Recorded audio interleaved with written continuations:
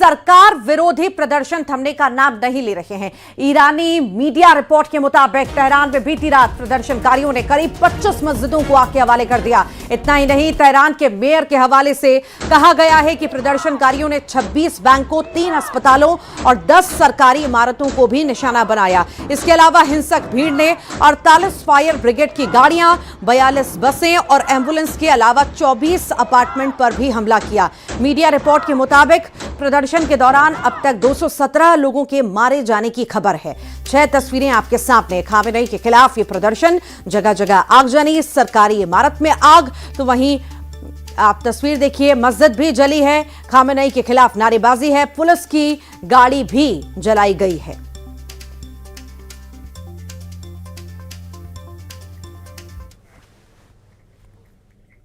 Iran में Khamenei मुर्दाबाद के नारों के बीच ईरानी महिलाओं ने ईरान के supreme leader Ayatollah Ali Khamenei की तस्वीरों में आग लगाकर और उनसे सिगरेट जलाकर विरोध जताया। विरोध प्रदर्शन सरकारी कार्रवाई के बावजूद लगातार तेज हो रहा है। देश में महंगाई, आर्थिक बदहाली और बढ़ती कीमतों के खिलाफ शुरू हुए ये प्रदर्शन जल्द ही खामेनेई शासन और भ्रष्टाचार के खिलाफ आंदोलन में बदल गए। पहले की तरह इस बार प्रदर्शनकारी सिर्फ सुधारों की मांग नहीं कर रहे हैं, बल्कि इस्लामिक रिपब्लिक को पूरी तरह से नकारते हुए नजर आ रहे हैं।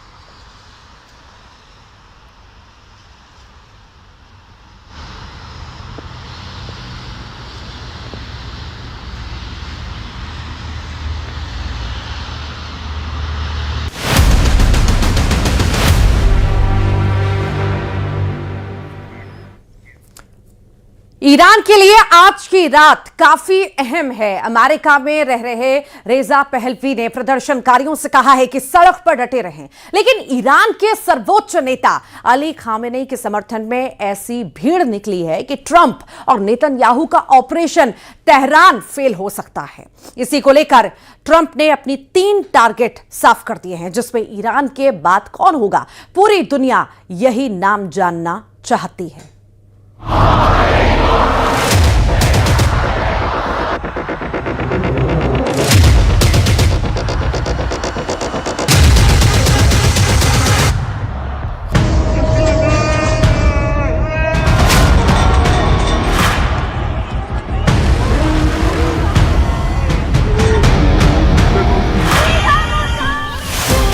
डोनाल्ड ट्रंप ने 2026 के लिए 3 टारगेट सेट किए, जिसकी भनक ना पुतिन को लगी ना शी जिनपिंग को। ईरान को भी ऐसा सरप्राइज मिला कि खामेनेई देखते रह गए। ईरान में भड़काई गई आग में तख्ता पलट की कोशिश हो रही है। दावा किया जा रहा है कि ईरान में 200 लोगों की मौत हो चुकी है और तेहरान से लेकर मशहद समेत कई शहरों में न सिर्फ आगजनी हो रही है, बल्कि कई जगह हथियारबंद प्रदर्शनकारियों ने सुरक्षा बलों पर भी हमला कर दिया है। ऐसे में ट्रंप के ट्रिपल टारगेट पर कौन कौन है, ये जरा बहुत गौर से समझिए।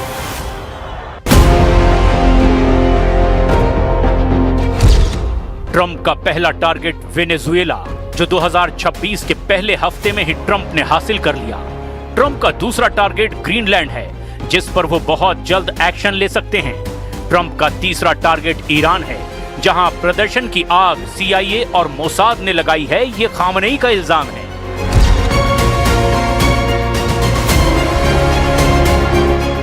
ट्रंप ने 2026 वाले युद्ध में सबसे बड़ी जंग लड़ने का फैसला कर लिया है। ट्रंप अब पिछली सदी की तरह इस सदी को भी अमेरिका के नाम करना चाहते हैं।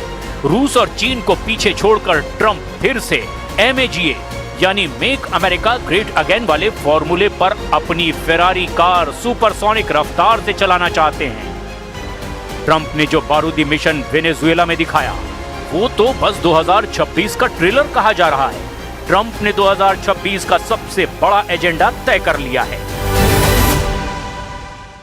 Be working with Venezuela. We're going to be making the decision as to which oil companies are going to go in, that we're going to allow to go in. So you're dealing with us directly. You're not dealing with Venezuela at all. We don't want you to deal with Venezuela. Nicolas Maduro को उठाकर America लाए जाने की तस्वीरों ने पूरी दुनिया को दहला दिया। ट्रंप अब एक अलग आक्रामक मूड में हैं। ग्रीनलैंड की बर्फ अब ट्रंप के गुस्से को देखकर पिघल रही है। ये खतरा पूरे यूरोप को सता रहा है कि अब ट्रंप नेटो तोड़ डालेंगे।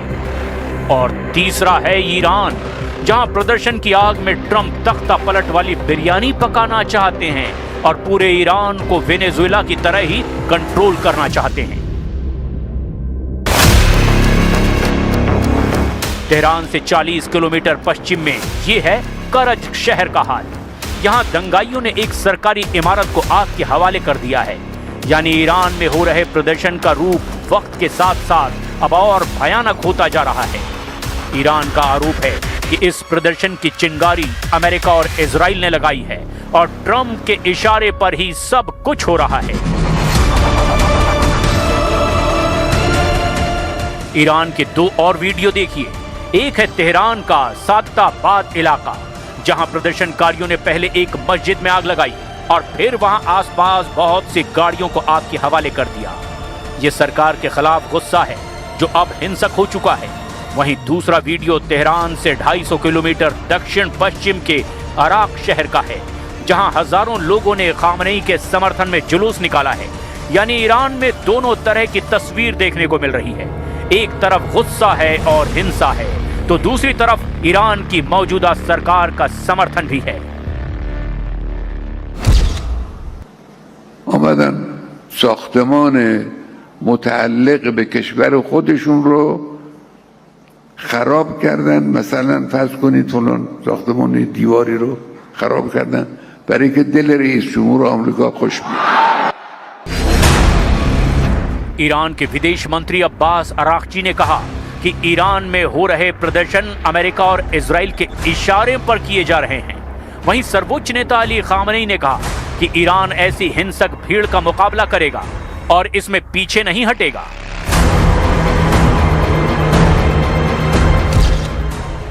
इसमें कोई शक नहीं कि डोनाल्ड ट्रंप के जहन में इस वक्त सिर्फ और सिर्फ तेल चल रहा है। वो ग्रीनलैंड के प्राकृतिक संसाधनों के बारे में सोच रहे हैं, वो ईरान के तेल और गैस के बारे में सोच रहे हैं और वेनेजुएला के तेल रिसर्च पर तो अमेरिका का कब्जा हो ही चुका है। अब ट्रंप भी इसके बारे में खुल्लम खुल्ला ऐलान कर रहे हैं। तेल के खेल में डोनाल्ड ट्रंप के आंकड़े क्या हैं? इस पर उनके दावे देखकर तो अमेरिका के विरोधी हैरान हैं।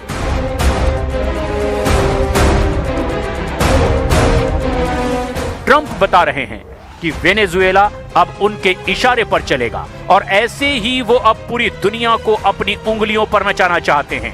डोनाल्ड ट्रंप ने साफ कर दिया है कि अमेरिका की कंपनी अब वेनेजुएला के तेल ठिकानों को कंट्रोल करेगी और उससे अमेरिका बम्पर फायदा कमाएगा।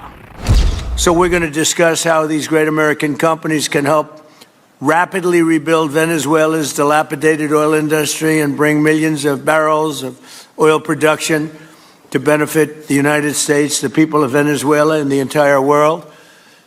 And yesterday, the number is 30 million barrels. I can't even, is that a correct number? 30 million barrels. You hear that, Peter? Of oil was given to us by Venezuela. That's a lot of oil. It's about $4 billion worth, and it's on its way to the United States right now.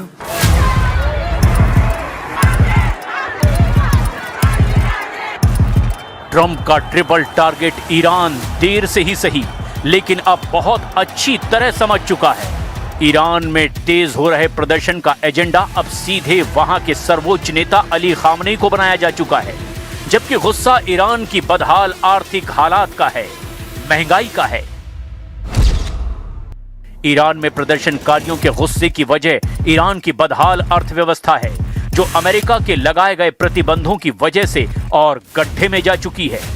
लेकिन बड़ी बात यह है कि Iran में आर्थिक मोर्चे की जिम्मेदारी वहां के राष्ट्रपति मसूद पेजेश्कियान पर है, जबकि अमेरिका और इजराइल समर्थित प्रदर्शनकारियों की डिमांड है कि ईरान की सत्ता से अली खामनेई को हटाया जाए और वहां अमेरिका में रहने वाले रेजा पहलवी का शासन लाया जाए।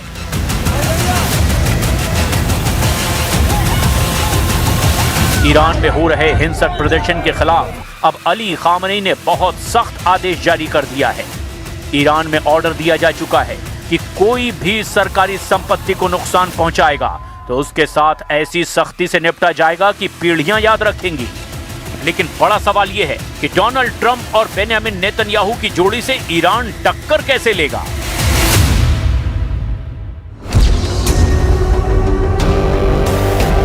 ईरान में कई जगह इंटरनेट पर भी पाबंदी लगाई गई है। वहीं ईरान का दावा है कि प्रदर्शनकारियों की हिंसा में कई पुलिस अफसरों की मौत हो चुकी है। इसमें पाकिस्तानी आतंकी गुट जैश अल अदल के हमले भी शामिल बताए जा रहे हैं। खामनेई ने ट्रंप पर सीधा हमला किया है। खामनेई ने कहा कि डोनाल्ड ट्रंप के हाथ ईरानी लोगों के खून से सने हुए हैं। खामनेई ने कहा कि ट्रंप के खिलाफ प्रदर्शन हो रहे हैं, उन्हें अमेरिका पर ध्यान देना चाहिए।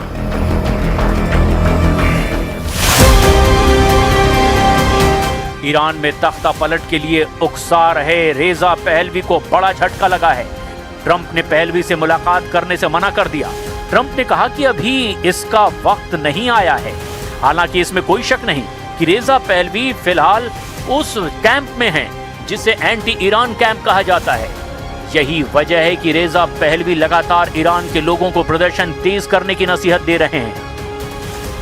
حضور دگرباره و پرشکوهتان در خیابان‌های سراسر ایران در شامگاه جمعه پاسخی دندان شکن به تهدیدهای رهبر خائن و جنایتکار جمهوری اسلامی بود. रेजा पहलवी को इन तस्वीरों में इजराइल के प्रधानमंत्री बेंजामिन नेतन्याहू के साथ देखा जा सकता है। अप्रैल 2023 में रेजा पहलवी इजराइल गए थे और तब उनकी वहां मुलाकात इजराइल की टॉप लीडरशिप से हुई थी। इन तस्वीरों के सामने आने के बाद से ही रेजा पहलवी की एंटी ईरान कैंप वाली इमेज और मजबूत हो गई है।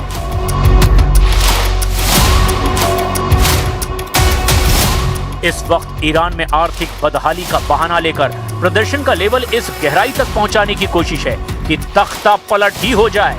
ईरान में चल रही इस मुहिम का रिमोट कंट्रोल अमेरिका में है और ये बात भी साफ हो चुकी है क्योंकि अमेरिका में रहने वाले रेजा पहलवी ने ईरान में प्रदर्शन तेज करने की मांग की है। रेजा पहलवी शाह मोहम्मद रेजा पहलवी के बेटे हैं। इनके खिलाफ ईरान में 1979 में क्रांति हुई थी। इन्हीं सभी समीकरणों के सेंटर में अब ईरान अमेरिका का बड़ा टारगेट बन चुका है।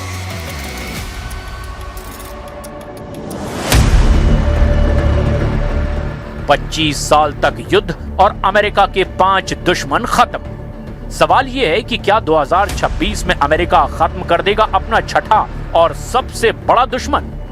क्या ईरान अब अमेरिका का वो आखिरी फ्रंट है जिसे डोनाल्ड ट्रंप किसी भी कीमत पर जीतने जा रहे हैं?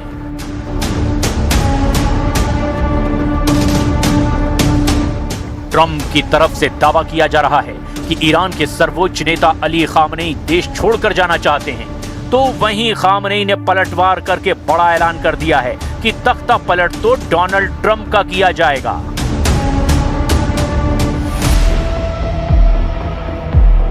वैसे डोनाल्ड ट्रंप के सामने अब नया मोर्चा ग्रीनलैंड भी बन चुका है।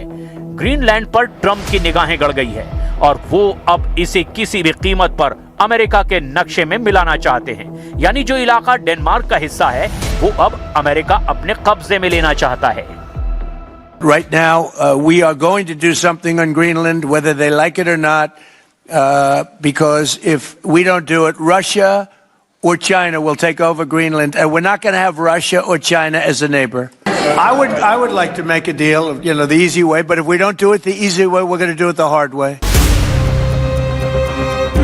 ट्रंप ने 2025 का साल जिस तरह गुजारा, लगा वो एक शांति प्रिय कबूतर की छवि बनाना चाहते हैं। लेकिन 2026 की शुरुआत होते ही ट्रंप ने कई मोर्चों में आग लगा दी। वेनेजुएला से लेकर ईरान और ग्रीनलैंड अब ट्रंप के टारगेट पर हैं। निकोलस मादुरो को पत्नी समेत उठाकर ले जाने वाला वीडियो देखकर दुनिया यकीन नहीं कर रही। सब इसीलिए हैरान हैं कि अब किसी भी देश के राष्ट्रपति को किडनैप किया जा सकता है। ये आशंका जाहिर की जा रही है। यानी साफ है कि ट्रंप अब एक अलग आक्रामक मूड में हैं। वो अपने गुस्से से अब ग्रीनलैंड की बर्फ भी पिघला रहे हैं। अब सिर्फ रूस को ही नहीं, पूरे यूरोप को ट्रंप से खतरा सता रहा है। वहीं ईरान पर सबकी नजर है। प्रदर्शन की आग में ट्रंप का एजेंडा तख्ता पलट करने का है, लेकिन ट्रंप की ये जिद दुनिया को बहुत बड़े युद्ध की तरफ धकेलने जा रही है। ये बात शायद वो समझ